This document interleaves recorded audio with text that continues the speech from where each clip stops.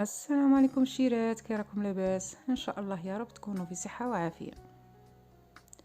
اليوم شيرات كما راكم تشوفوا جيتكم بالصابلي كما راكم تشوفوا هنا بعده اشكال. وهذا الطابع اللي راه موجود حاليا راه يدور، اللي خرج جديد. هو في الحقيقه ما خرجش جديد، عنده مده، وهذا العام هذا رمضان يعني يبان اكثر. هنا رايحين نتبعوا المقادير تاع هذه الوصفه.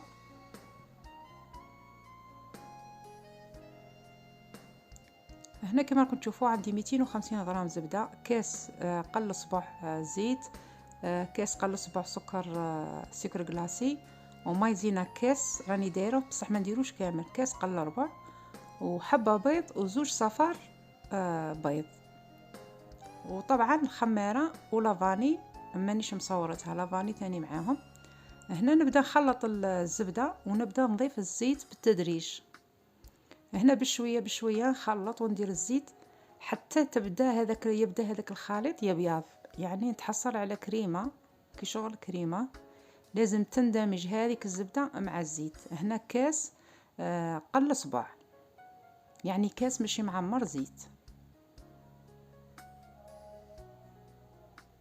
نخلط هذيك الزبده مع هذاك الزيت حتى يولي الخليط ابيض كما راكم تشوفوا. هنا درت كاس قل صباع تاع سكر رطب، ونضيف حبه بيض كامله وزوج صفار، وهنا درت لافاني كما راكم تشوفوا، ونبدا نخلط. هنا ندير الزاز تاع القارص، مبشور الليمون،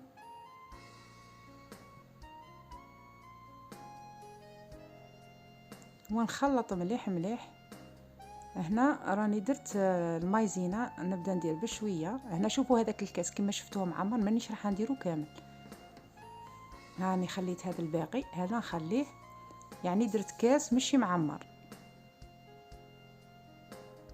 وهنا نبداو نضيفوه في الفرينه بالتدريج، ونضيف مغرف يعني مش معمره، يعني على راس المغرف. ومن الافضل يعني ما تقدري ما ديريش اللي تخاف من الصابلي تاعها، يعني الشكل تاعو يتغير ولا يخسر، ما ديريش الخماره ويجي عادي. انا هنا درت على راس المغرف فقط. نبدا نخلط ونضيف الفرينه بالتدريج حتى نتحصل على عجينه طريه كما راكم تشوفوا بهذا القوام. هنا نبداو نحلو العجينه مع بعض، ندير الساشي وندير ساشي فوقها، ونبدا نفتح العجينه تاعي. هنا السمك ما ديريهاش غليظه بزاف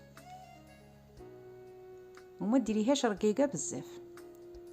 بالنسبه للطوابع هذو، يعني هنا من الافضل هذا النوع تاع الطوابع هذو اللي خرجوا السنه، راهم مسمينهم الطابع الزليج. جبت 4 اشكال، مثلث وهلال وهذاك شغل نجمه ومربع. هنا شوفوا كيفاش نبدا نطبع في الهلال. بالنسبه لهذا الطابع يعني صامت شويه في الطباعه، يعني مش سهل باش تطبعي وترفدي. نقول لكم كيفاش ديروا شيرات. هذا الطابع لازم تغطسيه في الفرينه، كل ما تبداي تطبعي غطسيه في الفرينه، ما تنساي ولا مره. كي تجي راح ترفدي، شوفي هنا الطريقه كيفاش ترفديها، رفدي ونحي العجين من فوق الكوبات بهذه الطريقه. شوفوا الهلال، شوفوا هنا كيفاش طبعت الاشكال، هو الشكل تاعو يعني هايل. هنا بعد ما طيبته شوفوا الاشكال تاع الصابلي تاعي. هنا الشكل هذا تاع النجمه مع الورده، يعني اشكال يعني شابه بزاف.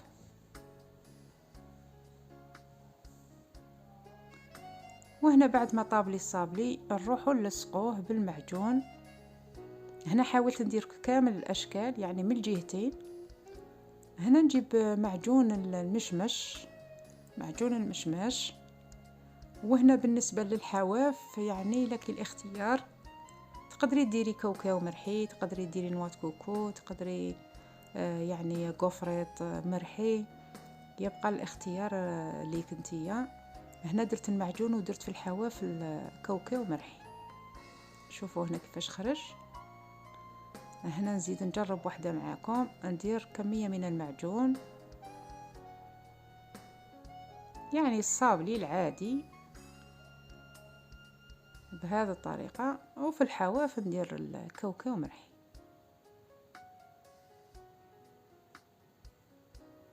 وهذا هو الصابلي تاعي راه واجد. نتمنى يعجبكم الشيرات.